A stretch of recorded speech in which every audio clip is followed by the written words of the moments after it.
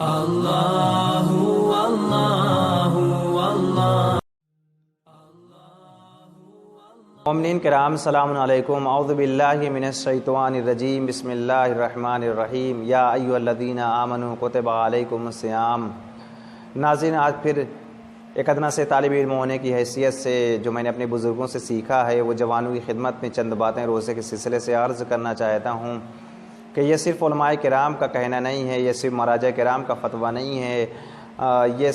بلکہ یہ قرآن مجید جو اللہ کی بابرکت کتاب ہے، جو آسمانی کتاب ہے، جو معجزہ کتاب ہے، جو قیامت تک باقی رہنے والی کتاب ہے، اس کتاب میں پروردگار عالم ارشاد فرما رہا ہے کہ ایمان لانے والے روزے تمہارے اوپر فرض کیے گئے ہیں، تو لہٰذا ہر انسان کے اوپر، ہر بالغ و عاقل کے اوپر روزہ رکھنا واجب ہے۔ اور یہ بات عرض کر دوں کہ جب آپ کو روزہ رکھنے کی توفیق ہو جائے تو اس بات کا خیال رہے کہ صرف ذہن میں یہ رہنا کافی نہیں ہے کہ روزہ بھوکے اور پیاسا رہنے کی چیز ہے، بلکہ روزے کی حالت میں انسان کو یہ خیال رکھنا ہے کہ جو اللہ نے آپ کو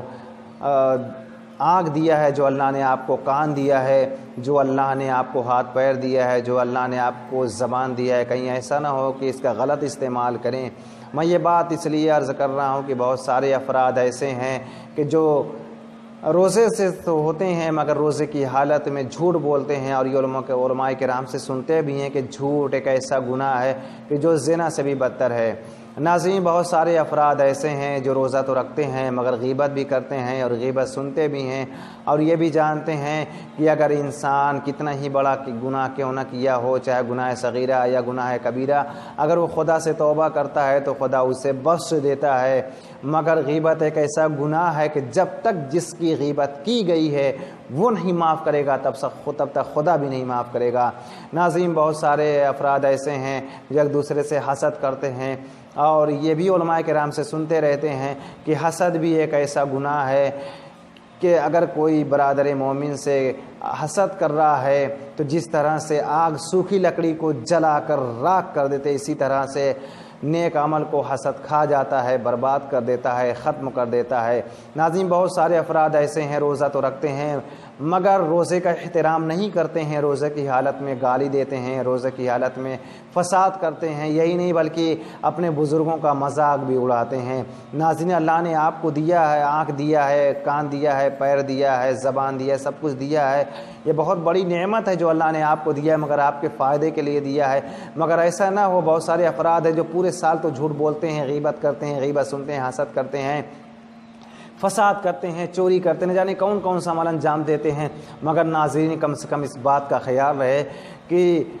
روزے کی حالت میں تو آپ ایسا عمل نہ انجام دیں۔ یوں تو جب بھی یہ عمل انجام دیں گے وہ ہمیشہ گناہ ہے، کوئی ایسا نہیں ہے کہ جو ہے پورے سال آپ کے لیے معاف ہے اور رمضان میں معاف نہیں ہے۔ یہ عمل انجام دیں گے، چوری کریں یا غیبت کریں یا حسد کریں یا جھوٹ بولیں، یہ ہمیشہ گناہ ہے، یہ گناہ کبیرہ ہے۔ مگر جب روزے کی حالت میں کم سے کم اس بات کا خیال رہے کہ ہم اتنی محنت اور مشقت کے ساتھ ہم روزہ رکھ رہے ہیں مگر روزے کی حالت میں ہم گناہ انجام دے رہے ہیں، آپ گناہ انجام دے کر اپنے روزے کو خراب نہ کریں۔ اور ناظرین، آخر میں ایک بات اور عرض کرنا چاہتا ہوں کہ آپ کے ذہن میں صرف یہ نہ ہو کہ روزہ بھوکے اور پیاسے رہنے کی چیز ہے، اور روزہ اللہ نے اس لیے واجب قرار دیا ہے کہ اس کا بہت زیادہ اجر و ثواب ہے۔ ناظرین، ڈاکٹر اور حکیم کہتے ہیں کہ روزہ رکھنے سے جسم کے لیے بہت زیادہ فائدہ ہے، جسم کو روزہ بہت زیادہ فائدہ دیتا ہے، مدافعتی نظام جو جسم کو ہوتے ہیں وہ بہتر ہو جاتے ہیں، قوت مدافعت انسان کا بہتر ہو جاتا ہے، تو لہٰذا ہر انسان کو چاہیے کہ روزے سے ہو جب رمضان مبارک آ جائے، کیونکہ رمضان مبارک میں واجب اللہ نے آپ کے اوپر روزے کو واجب قرار دیا ہے، پھر ہر انسان کے اوپر